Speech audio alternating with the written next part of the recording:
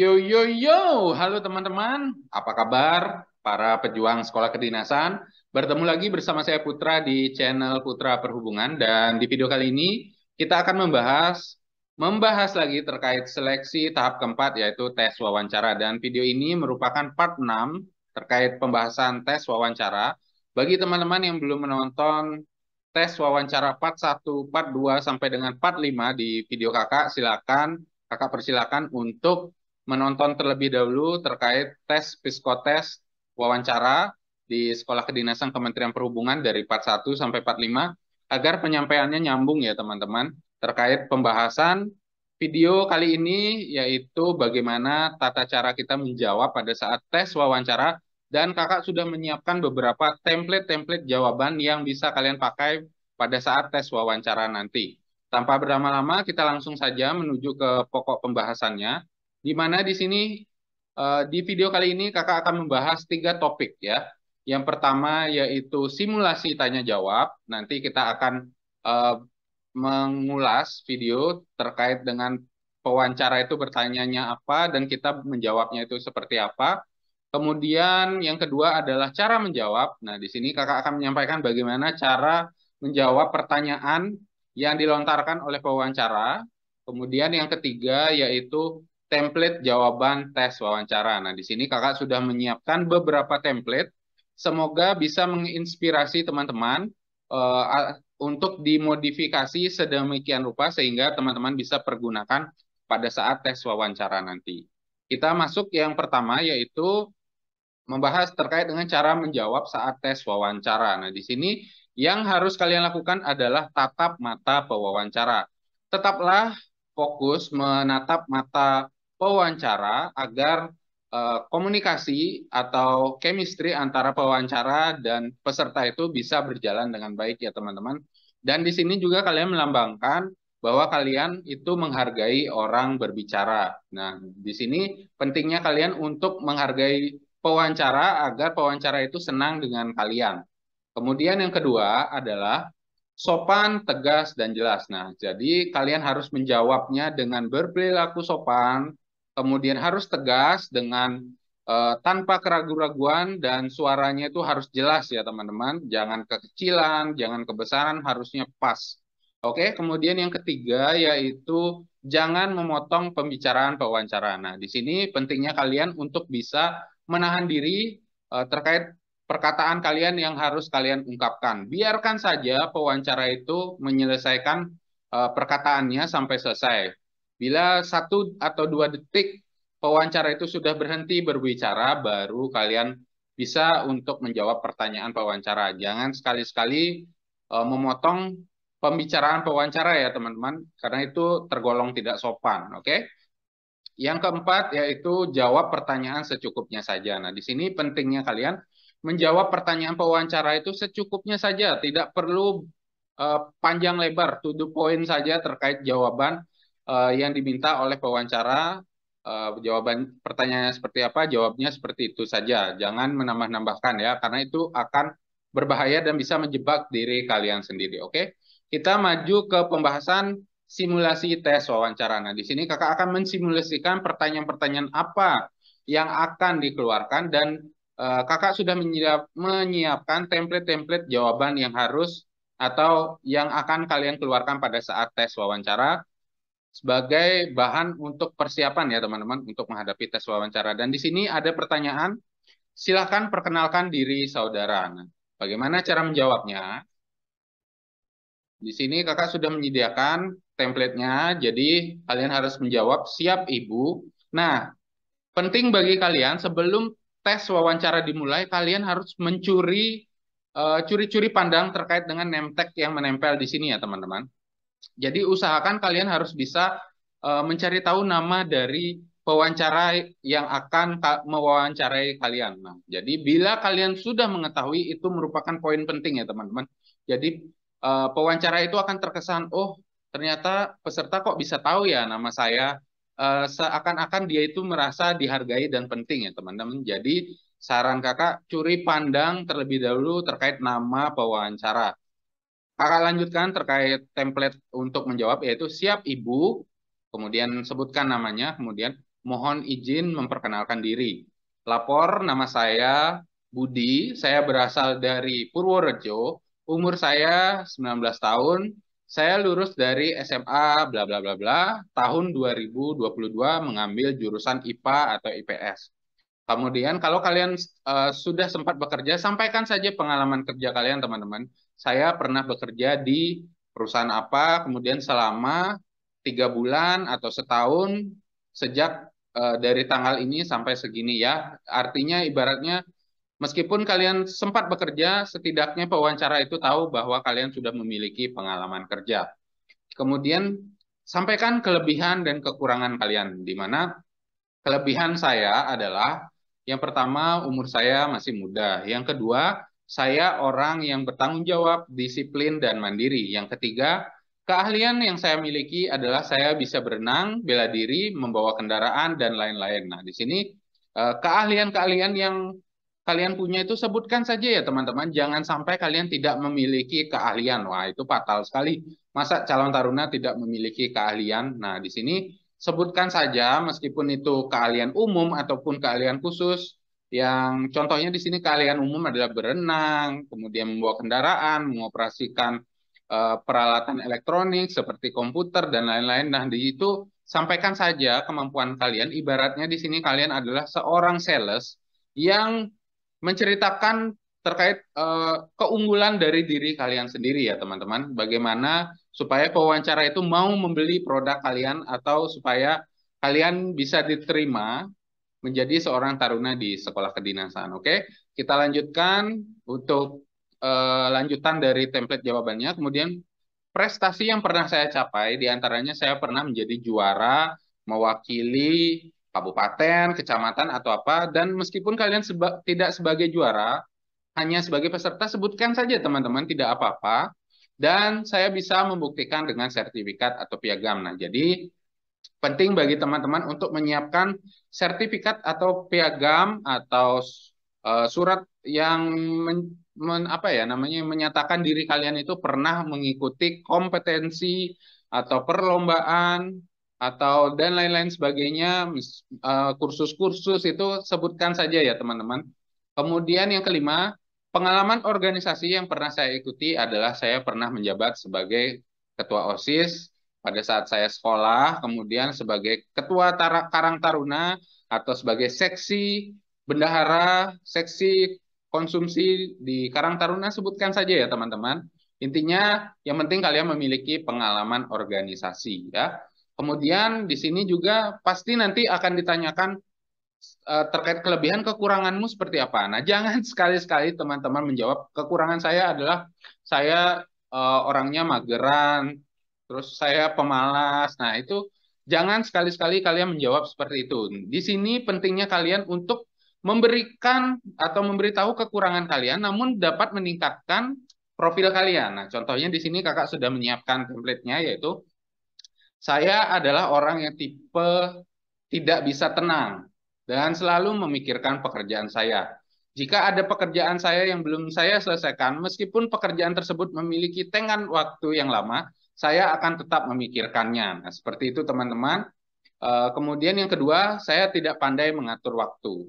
Namun, saya biasanya membuat jadwal kegiatan agar saya bisa mengatur waktu dan pekerjaan saya dan mengetahui apa yang mesti saya lakukan. Nah, jadi seperti itu ya teman-teman. Kalian harus bisa mengungkapkan kekurangan kalian, namun tidak menjatuhkan kalian. Bahkan bisa meningkatkan level kalian kepada pewawancara. Jadi seperti itu teman-teman. Kemudian kita lanjutkan terkait pertanyaan. Oh, masih ada ya. Kemudian kegiatan yang saya lakukan ini adalah bila teman-teman baru saja lulus dari SMA, sampaikan saja bahwa kegiatan yang saya lakukan saat ini adalah membantu orang tua menyelesaikan pekerjaan rumah sembari menunggu kelulusan saya. Atau mungkin teman-teman sudah bekerja, silakan disampaikan. Jangan sekali-sekali kalian berbicara bahwa saya nganggur, tidak ngapa-ngapain. Nah, itu sangat fatal sekali ya teman-teman.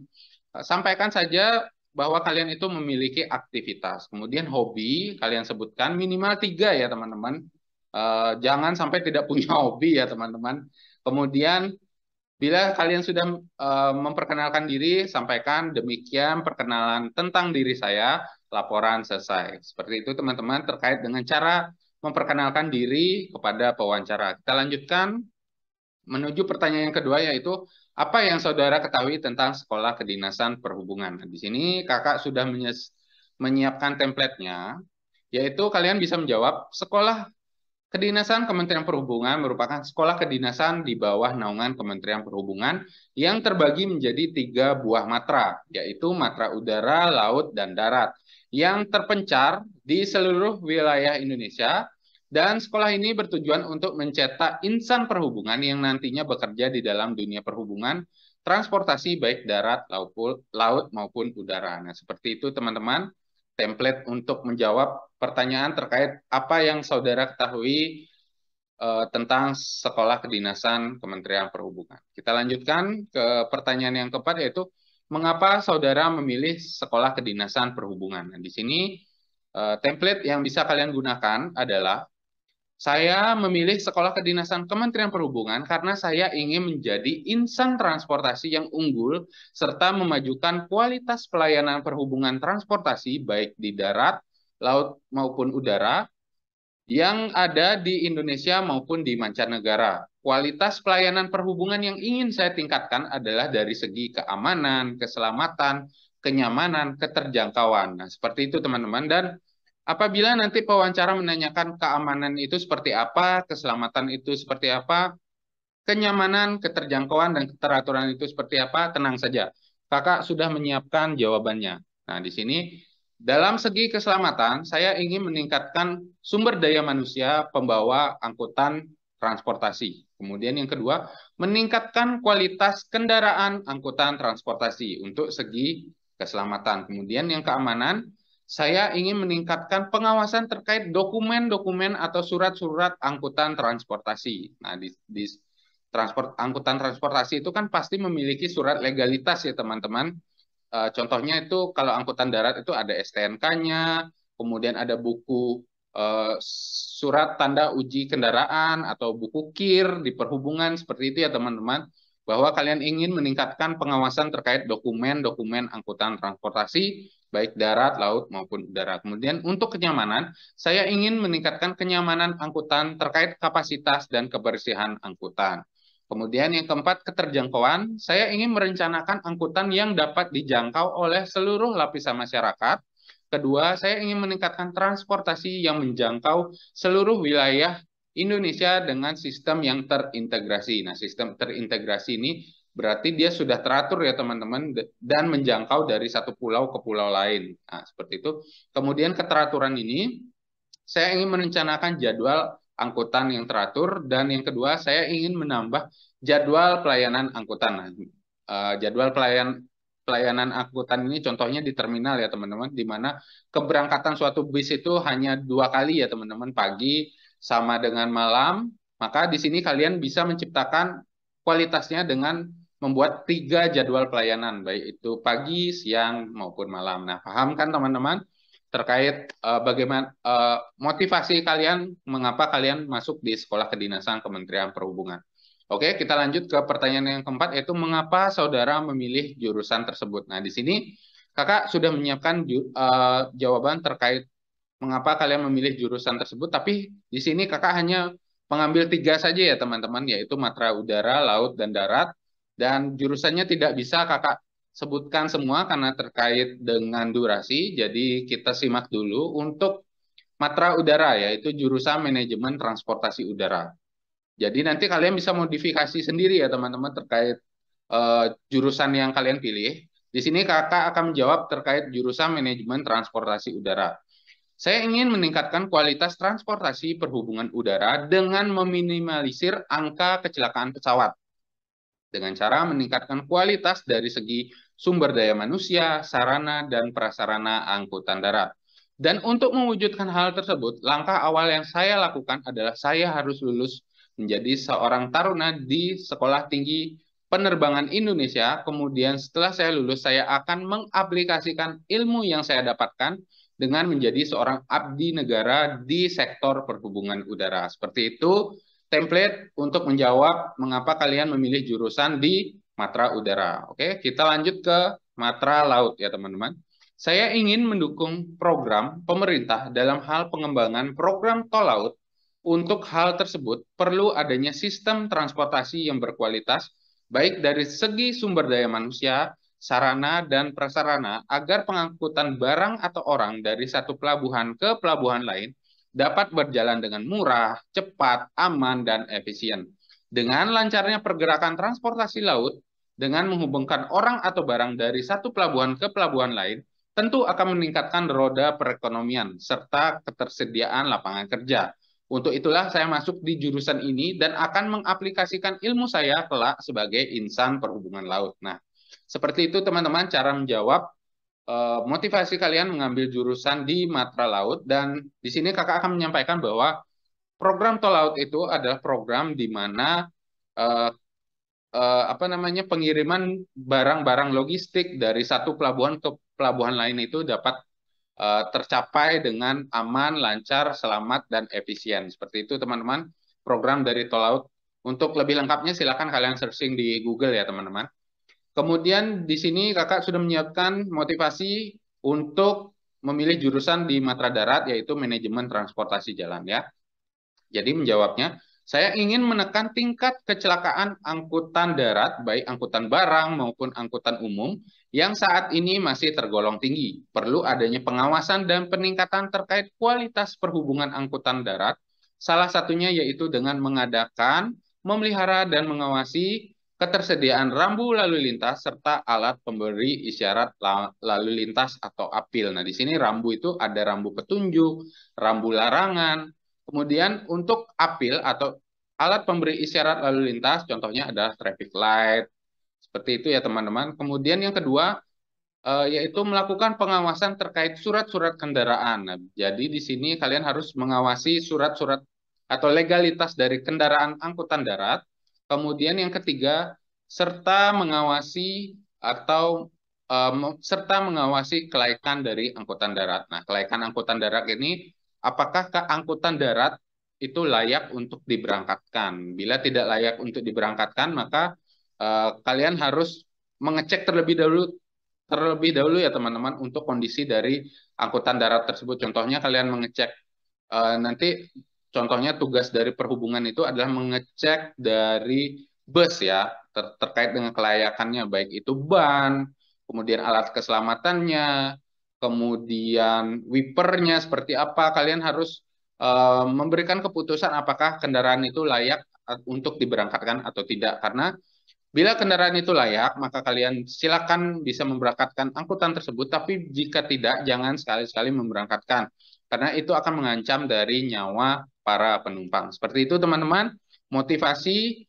mengapa kalian memilih jurusan yang kalian pilih, dan kakak sudah menyiapkan template-nya, silakan kalian modifikasi sesuai dengan selera kalian ya.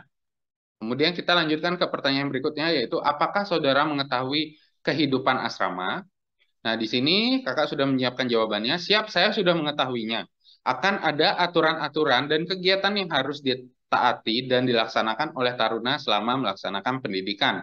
Aturan-aturan tersebut seperti tata tertib taruna, yaitu dilarang merokok, selalu menjaga kebersihan asrama, berpakaian seragam sesuai ketentuan. Kemudian kegiatan-kegiatan yang dilalui juga padat, dimulai dari bangun subuh, melaksanakan apel senam pagi, pembelajaran di kelas, apel siang, apel senam sore, sampai apel malam. Dan bila kita melanggar, maka akan mendapatkan sanksi dari pelatih, akan adanya senioritas di dalam asrama, di mana kita harus berperilaku sopan dan menghormati bila bertemu dengan senior maupun pegawai diklat. Nah, seperti itu teman-teman terkait kehidupan asrama di Sekolah Kedinasan Kementerian Perhubungan. Kita lanjutkan. Apakah saudara siap dipindah prodi? Nah, ini perlu jawaban yang penting ya, karena ini menentukan sekali terkait dengan masa depan kelulusan kalian di Sekolah Kedinasan Kementerian Perhubungan, yaitu apabila ditanyakan pertanyaan terkait kesiapan dipindah prodi, maka kalian harus menjawab siap. Saya siap dipindahkan di mana saja, dan saya juga siap menanggung segala resiko apapun yang akan saya hadapi demi menggapai cita-cita saya, serta impian orang tua saya menjadi seorang taruna di Sekolah Kedinasan Kementerian Perhubungan. Nah, jadi seperti itu teman-teman. Kalian harus bisa menjawab dengan tegas dan elegan terkait pertanyaan-pertanyaan yang akan diberikan kepada kalian supaya nanti bisa mendapatkan hasil yang maksimal di tes wawancara. Nah, seperti itu teman-teman terkait template tes wawancara di Sekolah Kedinasan Kementerian Perhubungan. Semoga menginspirasi teman-teman yang ingin mengikuti tes wawancara di Sekolah Kedinasan. Kakak selalu mendoakan agar kalian lulus menjadi seorang taruna di Sekolah Kedinasan Kementerian Perhubungan. Dan jangan lupa untuk menekan tombol like, subscribe-nya, agar channel ini bisa bermanfaat dan memberikan solusi bagi teman-teman yang ingin mendaftar di Sekolah Kedinasan Kementerian Perhubungan atau di Sekolah Kedinasan Kementerian lainnya. Akhir kata, kakak pamit. Lebih kurangnya kakak mohon maaf. Sampai jumpa di video selanjutnya.